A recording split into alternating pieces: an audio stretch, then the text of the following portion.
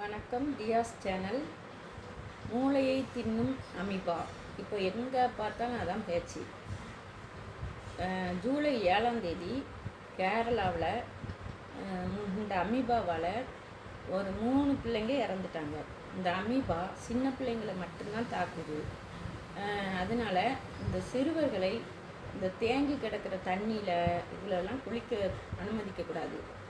இந்த தேங்கி கிடக்கிற தண்ணியில் மட்டும் எப்படி இந்த அமீபா உருவாகுது, கேரளாவில் மட்டும் எப்படி இந்த அமீபா வருது அப்படின்னா, கேரளாவில் இந்த அமீபா வளரக்கூடிய எல்லா சூழ்நிலையும் இருக்குது.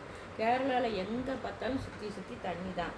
அந்த தண்ணி என்ன செய்யுது, இந்த வெயில் காலத்தில் நல்ல சூடேறும் போது நல்ல சூடேறின தண்ணியில், அதாவது குளிர்ந்த தண்ணி சூடாகும்போது இந்த அமீபா வேகமாக வளருதான் அந்த தண்ணியில்.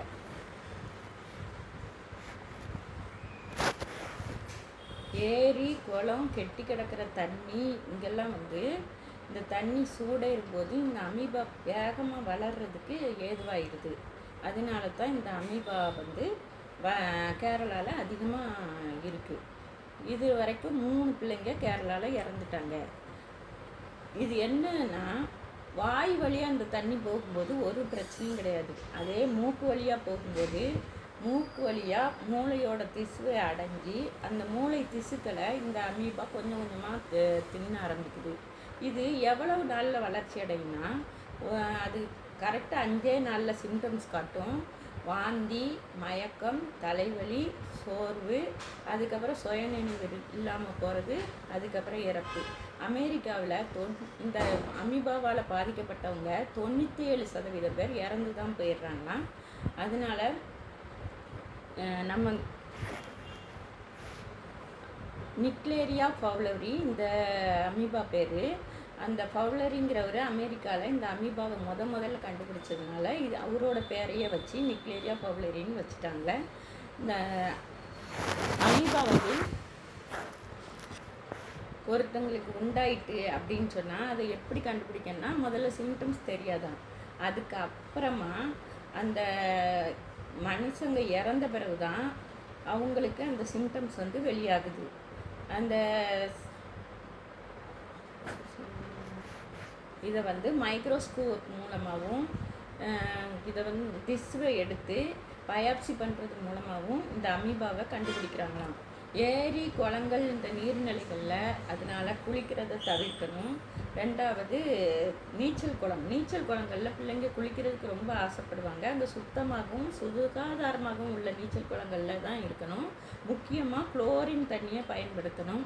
இந்த அமீபாக்கு சிகிச்சையாக என்ன செய்கிறாங்களாம் அப்படின்னா, பூஞ்சை எதிர்ப்பு இதை கொடுக்காங்களாம் மருந்து. பூஞ்சை எதிர்ப்பு மருந்தை தான் கொடுக்காங்க. இப்போ பிறவு காய்ச்சல் மருந்து, உடல்வலி மருந்துலாம் கொடுப்பாங்க. இவங்க ஹோமா ஸ்டேஜ் போயிட்டாங்கன்னா அவங்கள காப்பாற்றுறது ரொம்ப கஷ்டம். முன்னாடியே கண்டுபிடிச்சி இதை கொண்டு போய் ஆஸ்பத்திரிலையோ எதுலேயோ இதை முன்னாடியே கண்டுபிடிக்கும் போது தான் இது ஒரு தீர்வாகும். இப்போ 4வது ஒரு பையன் அதே கோழிக்கூட்டில் இந்த அமீபாவுக்கு பாதிக்கப்பட்டிருக்கதாகவும் அவன் கொஞ்சம் முன்னாடியே போய் பார்த்ததுனால அவன் காப்பாற்றுற ஸ்டேஜில் இருக்கிறதாகவும் சொல்லிக்கிறாங்க.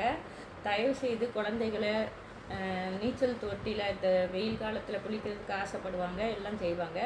அந்த நீச்சல் குளங்களில் குளோரின் கலக்கப்பட்டிருக்குதா, சுகாதாரமானதா என்று தெரிஞ்சுக்கிட்டு அதில் குளிங்க. தயவு செஞ்சு கேரளாவில் போய் இவ்வளோ தண்ணி இருக்குது, நல்லா இருக்குது அப்படின்னு சொல்லிட்டு அந்த தண்ணியில் குளிச்சிடாதீங்க. பெரியவங்களுக்கு இது ஒன்றுமே செய்யாது, சின்ன பிள்ளைங்களுக்கு தான் இது செய்யுமா. பாதுகாப்பு நடவடிக்கையாக மூக்கில் ஒரு பேண்ட் மாட்டிக்கிட்டு குளிக்கும்போது அது டைவ் அடிக்கக்கூடாது. தண்ணியில் டைவ் அடித்தா மூக்கில் நேரடியாக தண்ணி போய் அப்படி மூளைக்கு அமீபா போகும்.